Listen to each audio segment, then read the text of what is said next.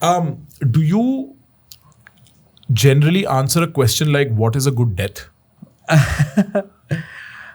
I think we die before dying.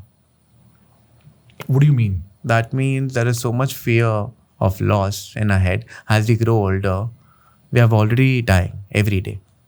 I think nobody ever told me that with growing older, what will emerge that did not previously exist is my past. Yeah. Because when you're a kid, there is no past. Yeah. There's no yearning for the way things were. Yeah. There's no nostalgia that consumes your mind. True. But suddenly one day you're old enough to have nostalgia. True. And you wish for that as much as you wish for this, the future and the past. Yeah. For a long time, the only struggle in my life was my future. Now I also deal with my past. Yep. And at the same time, again, your future. And again, my future, and then Definitely. my past, and it keeps moving like this. And there's a very famous line from Rang De Basanti, Ek pair, future, ek pair. Right? Like it ends up being like this. You know, if you ask me about death, it's a personal thing. I think every night when I go to sleep, I just pray. Because I don't know next morning if I'll wake up or not. So I think we die every night. Sure. Because I don't know what tomorrow is holding. Right. At the same time, I think death is something which is never in our hands. But if I know that I'm not this body and this is all Maya, then death alive doesn't matter. Sure, but I mean, but would it really not if I brought a knife near you?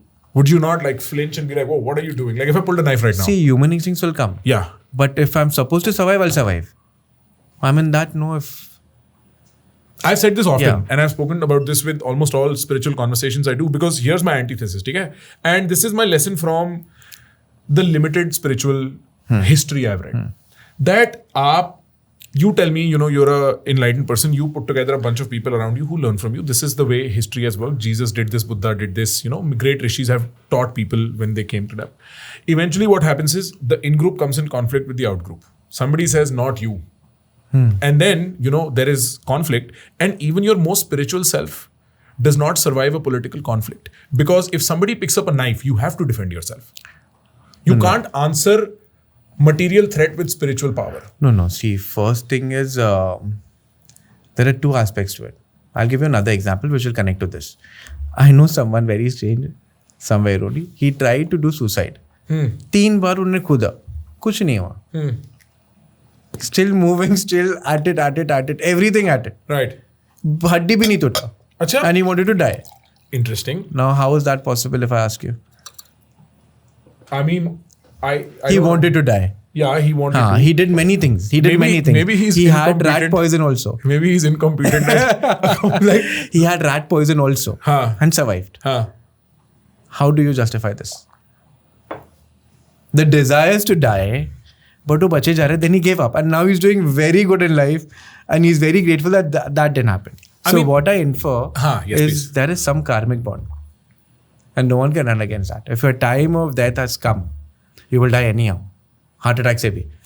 And if that time of death has come by you stabbing me, it is going to come. Right. I may be an enlightened being, I may be a stupid man, I may be a dumb man, I'm going to die. This is my understanding. But if my time of death has not come, then even after stabbing, I will survive. No, but the odds change drastically after and before being stabbed. After stabbing, your chances of surviving are lesser. But that is the karmic bond, no. So you are saying you are willing to gamble your life on your karma? Who am willing to gamble? In this point of time, if you ask me, and I know people will not accept it, the knife is Kali, the man who's stabbing me is Kali. So why should I worry? So you are saying... If my faith is so strong, and if I talk about surrender and I'm in complete surrender, I know, then what's there to worry? Okay, so let me paint But I'm not stupid that, mujhe maar, So you will negotiate with me? Like suppose, hypothetical, I pull out a knife and I'm like, Bhavesh... Body reflex will work. Yeah, no. First body reflex will happen. Yeah, that will happen. And then I'll be like, Bhavesh, I'm going to stab you. Will you try and convince me to not?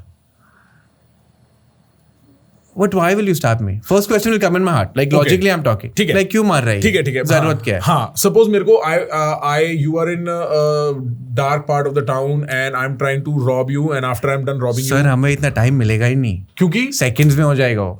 You will come and stab. मैं तो realize भी नहीं कर पाऊंगा. हाँ. I'll just be in that scenario if you're talking. Yeah. I mean, I'll use the example more broadly. What I'm trying to say is, suppose there is incoming physical harm from somebody. Suppose somebody wants to beat you up. See, will you try and negotiate your way out?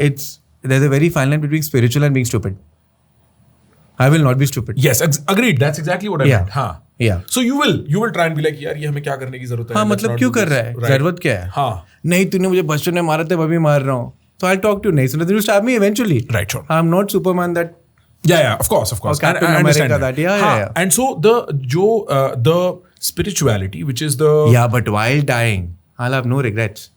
While dying, I'll have no fear. And while dying, I'm already free in this birth, so what death is going to take away from me? That is the question I was asking about. What is a good death? No fear. No. Yeah, this is the answer I was looking for. Okay. Fair. So even if I go, I get a heart attack, I have no fear because I'm not dying. Only the body is dying. And so do you wonder where the attention, the awareness, the consciousness go? Is that part of your wonder set? Depends upon how you have lived your life.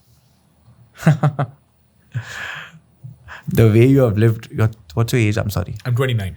29 of years you have lived will determine the moment before you die. If you're attached to something, that thought will be running to you. Agreed. And that will determine your death. But in my case, there's no regret. I was born by her will, I'll die by her will. Simple. And what? People will cry for 1 year. People think on my birthdays. Eventually, they'll forget that also. Yeah. Everybody they does. Don't care. All People great men don't die care. and pass. Yeah, right. No one There's cares. no memory. What matters is how I have lived. The quality of how I have lived. The memories of the sadhanas that I have done. And how much I've evolved. That is what matters in my case, for me. Very subjective. And I have done justice to my life or no. Do you wonder if... Because see, this is a great answer to the question. I want to die with no fear. Because I wonder if at... What you feel at the point of death... I am asking you one thing. Yes, please. When you are born, we celebrate everyone's birthday. You celebrate your birthday, my birthday. When I'm dying, why are people crying? Because there is fear of unseen. Exactly. So why should I worry about unseen? I wonder if there is at least a slight cause of celebration at death. I think life is meant to be celebrated even when you're born, not born, or even after death. Entire life is celebration because everything is Maya. No, how can you forget the basic principles? Tell me. Fair. Yeah. Right. So at least there is, and especially somebody who's lived completely. If you say hamari worldly responsibility, somebody who's done that. Yeah. Somebody who's late 90s, 100s, who's done a full life. Yeah. At their death, there should be at least slight cause for celebration. I don't know if it's a radical idea. In fact, when people die, this may sound very strange, but if I see someone is dying, I'm sad because the sad for the family, but happy for the person because he's free from the misery. Right. What happens after death? Of course, there's a full literature on it, full Garud Puran, everything. But at the moment, happy. And in fact, I think what death, according to me, is living in anxiety, fear, jealousy, constantly cribbing, crying. You're in death. You're not living. And life is very short. Live moments, experience, breathe. How old are you?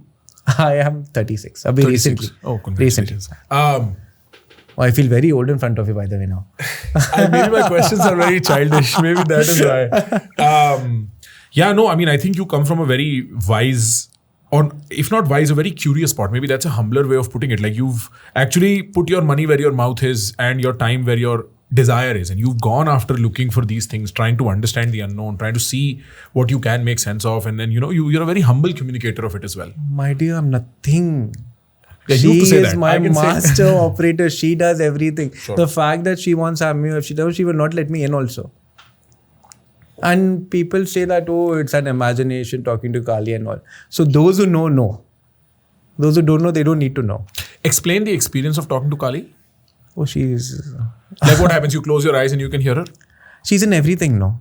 If you think that, I'm not talking about higher states normally. If you think that one day she's going to come and tell you, Prakhar, do this, do that. That's very rare when you're a very evolved being. But, for normal people like us, she will open doors, help you. Someone will come and help you. Some direction will come. Automatically, sab flow mein ja raha hai. She's always around. But the problem is you don't want that what she's giving. You want something else only. She's giving you a nice house, but you want that 10-50 building floors ka building, which is not meant for you. The small house is not appreciating. But once you realize that small house will give you everything in return, that is where the flow of surrender comes. Yeah. So, and it seems like a very interesting part of your philosophy, because I'll tell you what, I'll give you my honest feedback, right? This is it's a conversational issue very often with people from the spirituality bent is because their worldview is, it's without this and without that. Neti in a way, right? Like I am nothing is something that you would expect somebody who's on the spiritual path to say. No. No. Why? No, why is it? No. Why? Matlab, you are nothing, but that doesn't mean that you don't operate. No, of course. What I'm trying to say is it becomes very difficult to have a conversation. Yeah, that is very true. Right? Because that is very true. So I have to sort of pull out an answer using all my techniques. Because हाँ please भाई कोई मतलब अगर जैसे मान लो भक्ति होता है ना suppose very true. They will dedicate everything to Radha. And at that point, how do I ask a question and very figure true. So like that sort of 100% happens. accepted, because it is important, because now when I'm talking to you, I also being very aware that मेरा ego I know so many things. Right. This is my downfall. So I offer it to her. Right. Generally, I'm not vocal about it, but I'm being vocal because you feel like I'll understand. Yeah. Yes. And I think you are a curious man to actually apply it also somewhere. Right. And I'm humble enough to be like, my point of view does not matter here. Right. And I'm really understanding your point of view also, because that curious point is very important. So right. It is balancing that each back other. And forth. But generally when we talk outside, I said, okay, you are the king, you be the king. Your life, your ship, your rules, do whatever you want. Right. It is not my place. But now we're talking because I think it is required. Right. I completely understand. It's a very interesting sort of bent to have to life as well. But when I asked you a question earlier on, which is what is your philosophy? And I'm realizing with a man like yourself, it's harder to get the answer directly. What I come to realize after about 20, 30, 40 minutes of talking is that a large part of your philosophy is surrender. I think, everyone talks about surrender, bhakti. It is very, very difficult, very, very difficult, because I think it is very easy to say that I leave everything in the hands of Bhagwan or Kali or Shiva or Shakti and everything. But surrender can only be possible when you have elements of Gyan and Karam together. And imagine where you are in a state where you don't take any credit. At the same time, you don't take any downfall. And there's someone looking after you, just leave it in their hands. वो बात करने के लिए बहुत easy है, but in situation if you do that and you're aware about it, in Bhagavad Gita beautifully, sthita prajna, there's a man with a steady intellect. No matter what happens, intellect is very steady. If you are in that steady intellect, you are evolving. That is the first step of bhakti.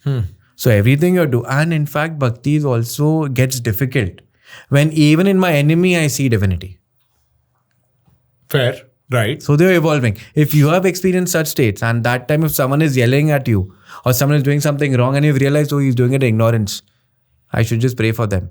You have softness, you have kindness towards them. Yes, then compassion will come. Compassion will come. That's the compassion is a great enlightened or evolved being has two important traits. One is humbleness, the second is compassion. Guys, मैं बता नहीं सकता कि इस clip मैं वो सारी बातें डाल ही नहीं सकता जो उस पूरी कॉन्वर्सेशन में हुई है. इतनी इंटरेस्टिंग कॉन्वर्सेशन है. आपको हमारे मेन चैनल पे जाना पड़ेगा, थोड़ा एफर्ट लगाना पड़ेगा, सब्सक्राइब बटन दबाना पड़ेगा, बेल आइकॉन दबाना पड़ेगा और हमारे साथ वक्त बिताना पड़ेगा.